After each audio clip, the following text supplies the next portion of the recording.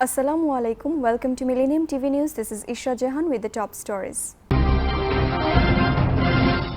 Obama lays wreath in Cuba. Obama and Cuba's Castro air differences over human rights. Obama-Castro face off on human rights differences in Cuba. Kasich calls for active stage to strengthen US-Israeli ties. Hong Kong and China's spatial relationship. Viewers, now the detail. US President Barack Obama lays a wreath in Cuba during the first visit by a sitting US president in nearly 90 years. US President Barack Obama began his first full day in Cuba with a wreath laying on Monday, ahead of an official meeting with President Raul Castro, in which Obama will press the Cuban leader for economic and democratic reforms while hearing complaints about continued US economic sanctions. Obama and Castro will have their fourth meeting, likely their most substantial, at the Palace of the Revolution, where Castro and his predecessor, older brother Fidel Castro, have led Cuba's resistance to US pressure going back decades.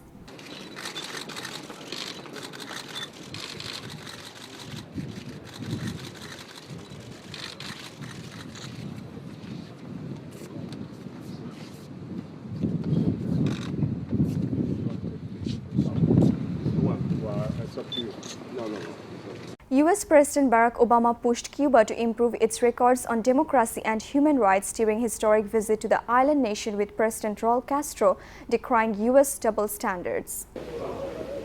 US President Barack Obama's historic visit to Cuba and his welcoming by Cuban President Raul Castro have may been respectful, but the meeting behind closed doors, both leaders admitted, was frank and candid. We continue, as President Castro indicated, to have some very serious differences, including on democracy and human rights. The differences were aired openly at a news conference in Havana Monday. Castro pushed back at what he called U.S. double standards. We oppose the political manipulation and double standard of human rights. Obama's visit to Cuba is the first for a sitting U.S. president in nearly 90 years. The trip comes after secret talks led to a 2014 agreement to normalize relations. The two countries have agreed to some issues, like fighting drug trafficking and battling health concerns like the Zika virus. But hurdles remain, with Obama continuing to call for democracy and Castro focused on ending the embargo. Its elimination will be essential for normalizing bilateral relations.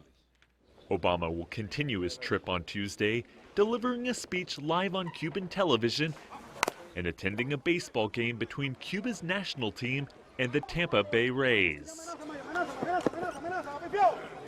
President Barack Obama voiced differences with Cuban President Raul Castro on human rights throughout a sometimes tense joint news conference during the first visit by a sitting U.S. president to island nation in nearly 90 years. As is true with countries around the world where we have normalized relations, we will continue to stand up for basic principles that we believe in.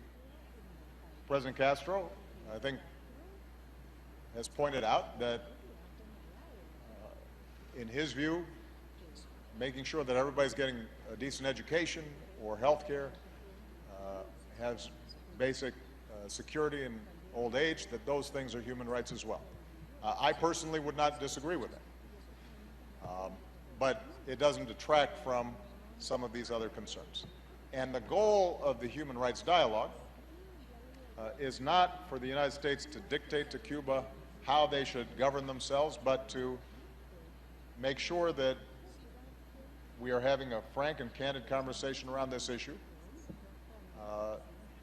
and hopefully that we can learn from each other.